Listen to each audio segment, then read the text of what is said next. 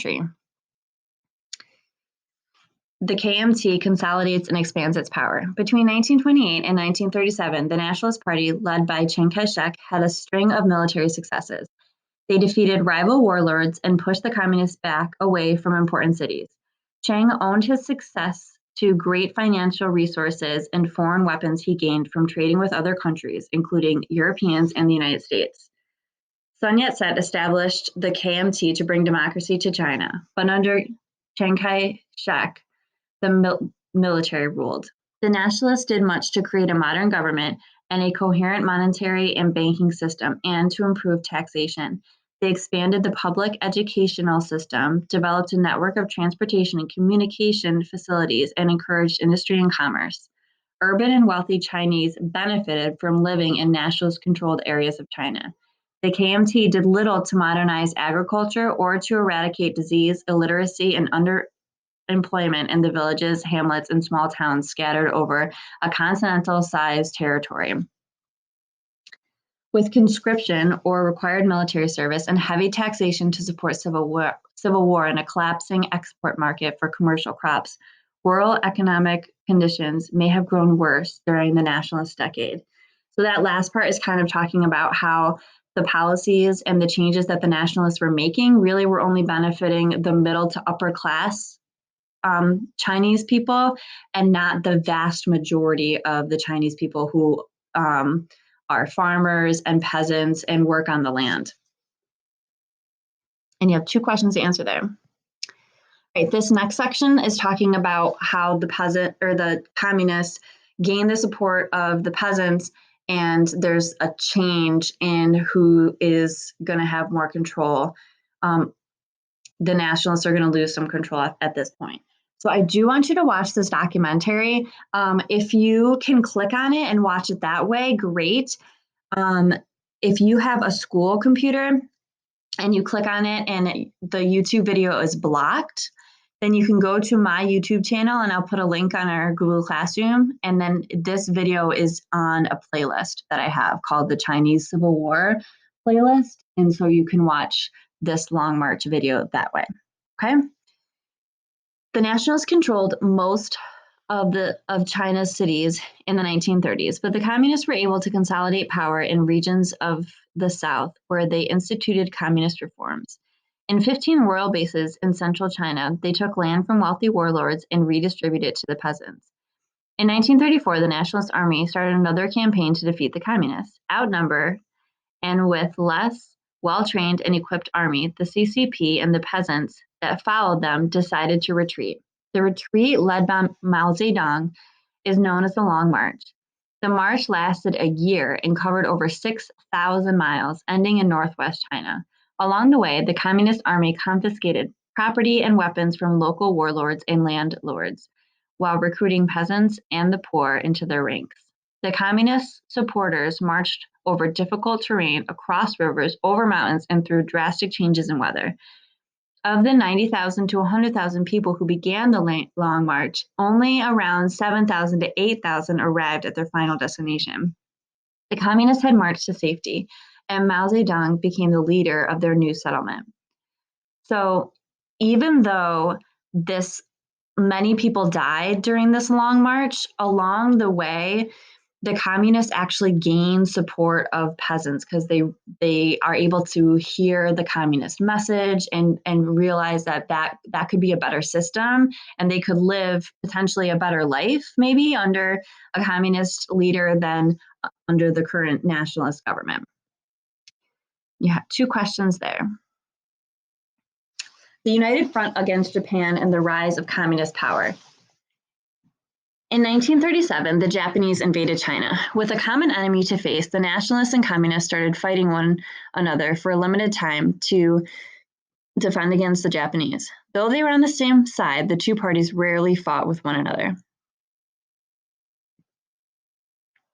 At the start of the war, the Japanese won victory after victory, eventually taking the capital, Nanjing, where Japanese troops engaged in a brutal campaign called the Nanjing Massacre, sometimes referred to the Rape of Nanjing.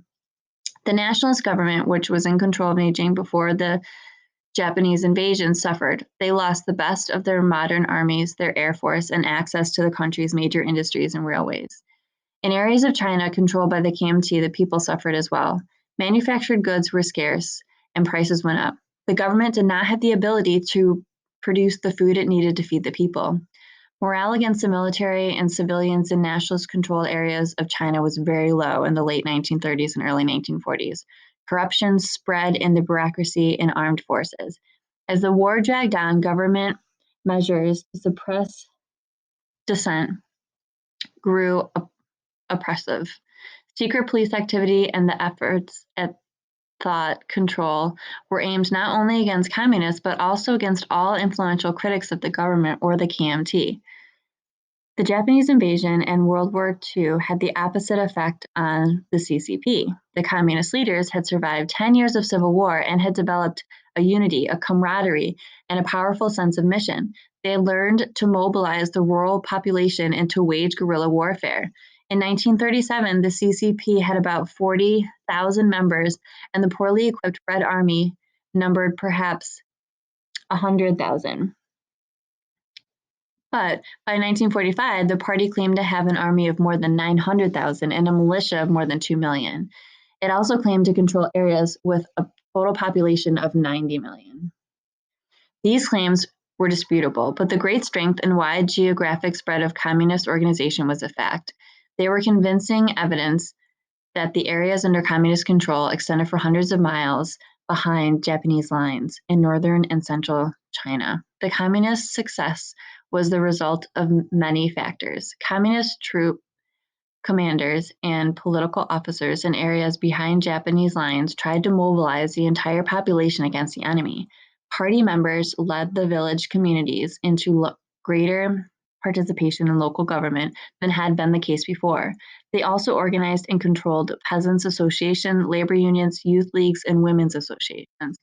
The party experimented with various forms of economic cooperation to increase production. One of these was a mutual aid teams in which farmers temporarily pooled their tools and draft animals and worked the land collectively. In areas behind Japanese lines, some mutual aid teams evolved into work and battle teams comprised of younger peasants. When danger threatened, the teams went out to fight as guerrillas under the direction of local communist armies. When the crisis passed, they returned to the fields. The party recruited into its rank the younger leaders who emerged from populist activities. Thus, it penetrated and to some extent controlled the multitude of villages and areas behind Japanese lines. As the Japanese military grip weakened, the experienced communist armies and political organizers spread their system of government even more widely.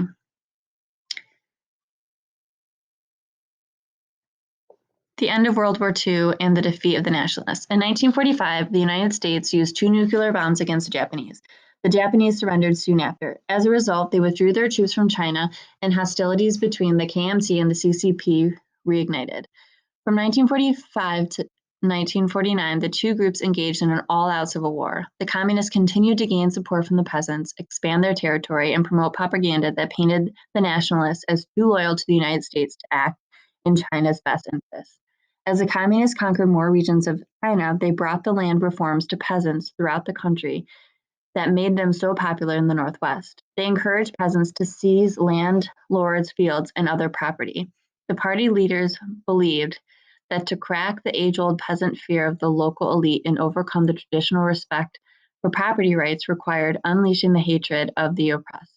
Teams of activists moved through villages and organized the poor in speak bitterness meetings to struggle against landlords and nationalist supporters, to punish them and often to kill them, and to distribute their land and property.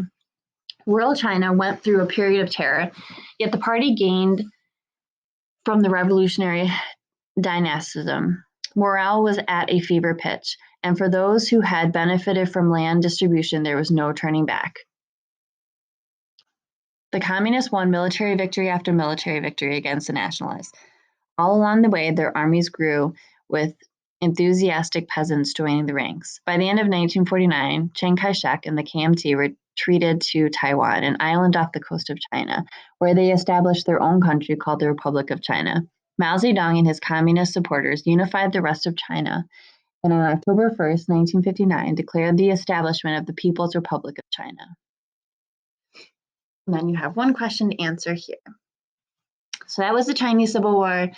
And then we will get into more about some of Mao Zedong's policies once he's in charge.